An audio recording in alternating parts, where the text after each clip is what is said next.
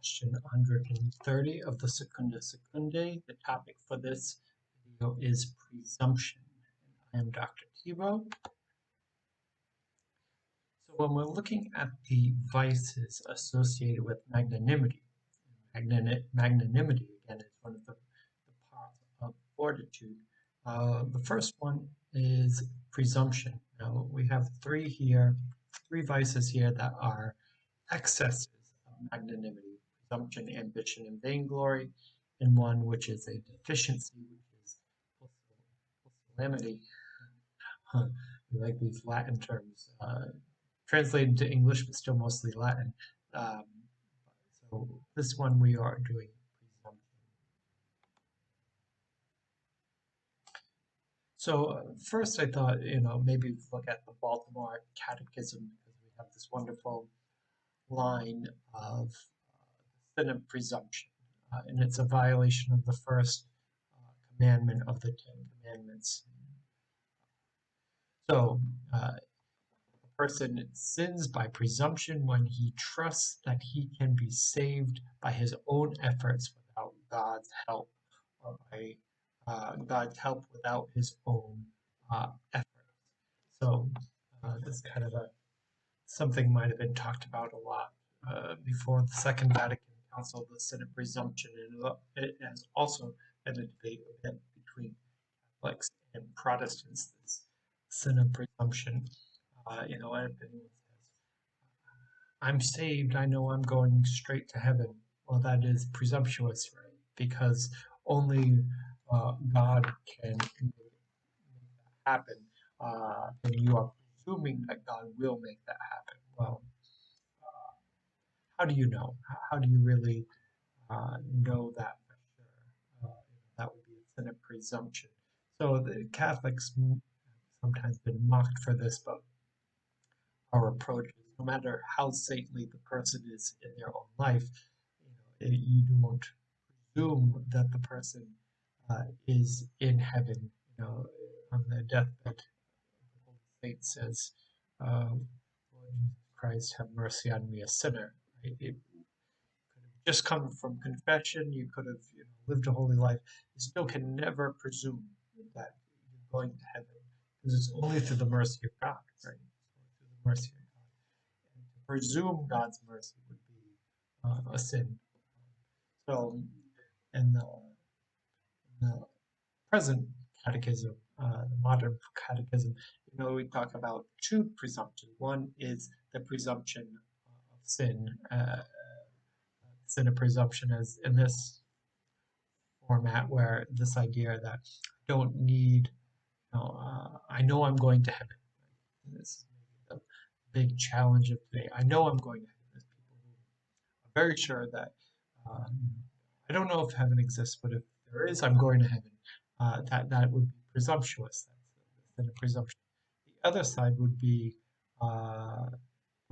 despair. Maybe sin that can't be forgiven. Right? It's this idea of God cannot save me.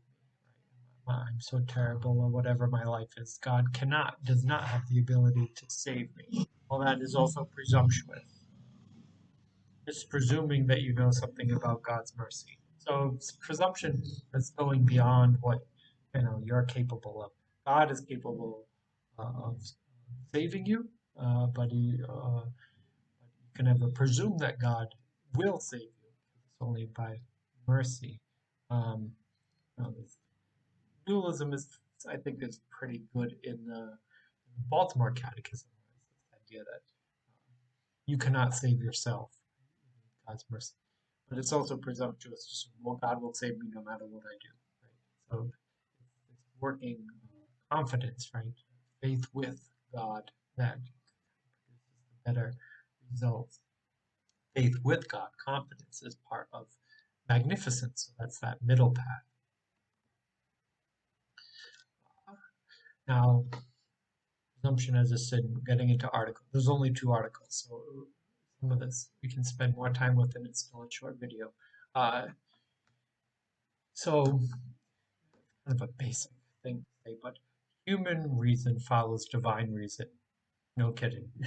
So for all of the other animals on the planet, they simply do God's will. They don't have to reason it, they just do it, right? A squirrel acts exactly as a squirrel is supposed to act. It's human beings who have to have an uh, act of the will based on reason. Uh, and our reason, well, is in harmony with the divine reason. Human reason is the same as the divine reason, then we are acting according to our nature. Now, again, squirrels do this automatically without reason, right? They just act the divine reason. Humans have to lay down their ego to follow the divine reason. Now, if one violates the divine reason with their human reason, they're violating nature, violating nature, and St. Thomas calls this vicious and sinful. So we do not want to violate the divine reason, our human reason. Now, getting into presumption, one should not assume to do what is above his power. So God has created a natural order to things and natural abilities. If you violate that, you have gone beyond what you have the power to do. As a silly example, uh, birds have the ability to fly, certain insects have the ability to fly. Human beings do not have the ability to fly. So if human beings attempt to fly, then they are violating their nature. And it is a violation of reason as well, right? It's not rational to think that human beings can fly without machinery or some kind, right? Of course, we can fly in airplanes, but flying, no.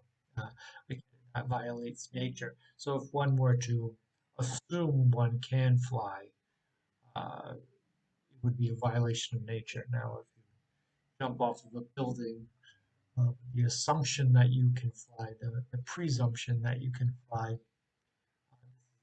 beyond a person's powers, and they will come crashing to the ground. Hopefully, they're on a one-story building and not a 20-story building if they attempt that. It, mole or a rabbit can dig deep holes in the ground without machinery or even a shovel. Human beings probably cannot do the same thing. If you think you can do that, you will probably fail. Right? So you can only act within your powers. Think that you can go beyond your powers would be a violation of nature. So the same would be true, why it's sin of presumption, that you think that you can save yourself. Well, that is a job only God can do. Only God can do that. Therefore, it would be presumptuous to think you can do it. Or kind of a silly example, if somebody were so confident, say, "Oh, I believe Mary can save me." No, she can't. Right? She can intercede on our behalf to her son, but she can't save you. If you ascribe to her something beyond her powers, that would also be a presumption. Now, uh, I get to these examples, which I have in the next slide. So the example St. Thomas gives, and he gives both the negative and the positive aspect to it. And these are found in the responses to objections. So if a person who has a very, somebody who has a problem with virtue, has very imperfect virtue, if they were to say, "That's it, I'm virtuous from now on, right? I'm perfectly virtuous. I hit all of the virtues with absolute perfection from this point on." Well, not likely, right? Not likely. From a Platonic perspective, right? If you were a Platonist, say, sure, maybe I have had a revelation, right? Like a Saint Paul on the horse blinded by light. One of those moments. Now I know. Now I know. So now my perfection, my virtue will be perfection from this point on. But St. Thomas is more Aristotelian and more reasonable. All right, we can know what the right thing is. Doesn't mean we do the right thing. We work on the right thing, right? This is a habitus, it's a practice. We can't really do it alone. We need God, for one. And two, we need the help of our community as well, right? So we we get closer and closer to perfect virtue through practice. Um, we just don't get it. It just doesn't happen. It's not a blink of an eye and now perfect virtue. It's constantly something that gets deeper and deeper and deeper. The more virtuous you become, finer tuning you get, right? The greater you get at it. It's not something that is achieved in this life, right? Unless you are Christ or the Blessed Mother, you're not going to get there. We just keep going deeper and deeper and deeper into it. So if somebody has that presumption, right, I'm going to perfect virtue, right? No, that would be a presumption. And the danger of it is that it's a false hope, right? It's not something that's possible. So you're going to get discouraged, and then it's going to lead to you not even trying, right? So there's a problem. Now, what is the positive response? We should be striving after perfect virtue. Right? So to say from this point on, I will strive after perfect virtue, well, that's good, right? That's good. Every time we go to confession, we try to avoid the near occasion of sin and to pursue the good, right? That's good. One should not attempt to do what is becoming of God alone, right? So, namely salvation. When I was a hospital chaplain in a very evangelical part of the country, and they didn't know me at all. So I just kind of threw it out there. Said, "Oh, so we do is we just walk into the rooms of the patients and we just pick up your mat and walk, right?" And I said it very serious, and they didn't know what to think. Well, this would really be presumptuous if I were serious and were to do that. I think you just walk into the hospital rooms, just like Christ says, and you say, pick up your mat and walk. Your faith has healed you, right? Every Catholic hospital would be empty if that worked that way. Um, right. So this is who has the ability to heal. God. Right? God has the ability to perform miraculous healing. Um, the Lord says to me to do that, and I do it, and then God will do it. We'll act accordingly because He's commanded to say that. But if He has not, He never has, and I don't suspect He will, I can't do it on my own. I can't act apart from God, which ties it into that last one. To do anything with magnanimity, right? It's great and noble effort, but to do it without confidence, which is with faith, right? With faith in God, um, it's not possible, right? So, as my example before, Mother Angelica started EWTN, this grand, noble, very expensive project, worldwide Catholic communications, big project. If she were to just do it because she wanted it, um, it wouldn't be magnanimity, right? It wouldn't be a magnanimous act. It would be an egocentric act. Um, if you act with God, you're doing it with confidence. Now it's a totally different thing. Right? That's good. Doing it with God is a good thing. And the other positive part of that second example was, uniting yourself with God in intellect and will. Now we start living our life with God, right? Again, it's with God, magnanimous, on our own, presumptuous. Good points. Focus on with spiritual direction, right? He's trying to do something big. Are we doing it with God or with ourselves? Difference between presumption and magnanimity. Now, the second article is more complicated than the first, and its presumption is an excess of magnanimity. Right? So we're dealing with magnanimity, which is the means, the golden means. Presumption is an excess. St. Thomas and objection, uh, using it, taking a line from Aristotle, says a presumptuous man is a windbag. Right? So there's somebody who can talk, but they can't do it, right? Because it's beyond their ability to do it. So they can't do it. So if somebody talks a big game, but when it comes down to it, they're not going to be able to fulfill it, right? It's a presumptuous person. Magnanimity and presumption is greatness in a proportion to one's own ability. Now, this is the distinction that this section is making. A magnanimous person attempts to do something which is really difficult, really noble. It's a stretching, right? If we go back to question 29, it's a stretching of one's ability, but it's still within one's ability. So it's reason would say you can still do it, right? Mother Angelica again, she did something which was very difficult, but within her ability, right? She wasn't She might not have known it was within her ability when she took the first step, but it was something that was within her ability. Now, a presumptuous person is doing something which is beyond their ability, right? And this is even if it's a lesser goal, right? So, Mother Angelica is doing a global, international Catholic television and radio broadcast was within her ability. That was huge. Now, if I just said, "Oh, I want to start a Catholic newspaper," much smaller scope, right? It's much smaller scope.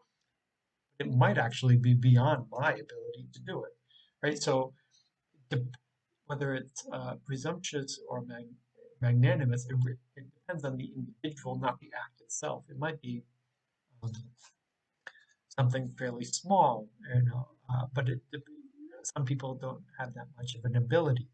Um, Reminded of Brother Andre Chapel in Portland, Oregon.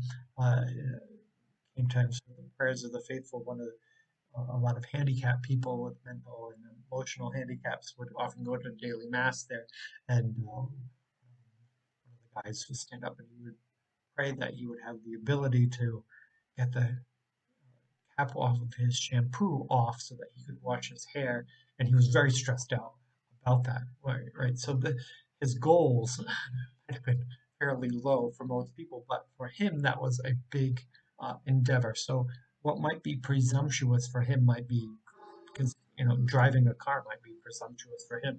That might be beyond his ability, whereas for another person, race car driving might be within their ability, right? So it depends on the individual, not the act itself. Um, and lastly, this comes from response to objection 3, which took a little bit of reflection to kind of get at. If anyone's using this for class, this is a good discussion topic. What I think St. Thomas is saying in this response to objection 3 is that uh, this material wealth, somebody can appear very successful in life, and it might actually just increase their ability for presumption. Right? I think that's what he's saying, and it does make sense to me. If you see somebody who's um, maybe they have great skills in the world, or sometimes they just get really lucky in the world. Um, you made a lot of money. You see this with these economic booms and busts. If somebody got into real estate at the right exact moment, or mortgage industry or something like this, where the market's hot, they got in at the right moment. You might not even be that good at business. You just got in at the right moment. You could be highly successful. Right? Within 5 years, you got millions of dollars. You got the flashy car. You got the flashy clothes. You're really confident about yourself. You're eating at the best restaurants. People are kissing your rear end. Right? You can get really confident. maybe skill, maybe luck, maybe both, right? But then you can get presumptuous about other things. Right? You see this where somebody might, they get very successful and they can give a big donation, but they don't make it to Sunday Mass. They don't make it to confession. They don't have time to pray the rosary, but they could write a big check, show off a bit. They can write a big check when the bishop's committee, the bishop's fund comes out for Catholic charities, right? So they can get some prestige out of it, right? Oh, I'll do you a favor. I'll write you this check. But there might be a presumption about their own salvation, right? There could be a presumption of, yeah, I'm fine. But sometimes it could be those other aspects of prosperity, which leads a person into presumption about their state of their soul, right? So you can see this, whereas example St. Thomas gives is of Peter saying, "I'm willing to die for you, Christ," and he denies him 3 times. So sometimes you can presume, "I will go where you will go," and Christ says, "You will not go where you will not." But you will eventually, right? This is a presumption of the apostles. Say, "We will die for you," and then they run, right? So there's a presumption that can come with success.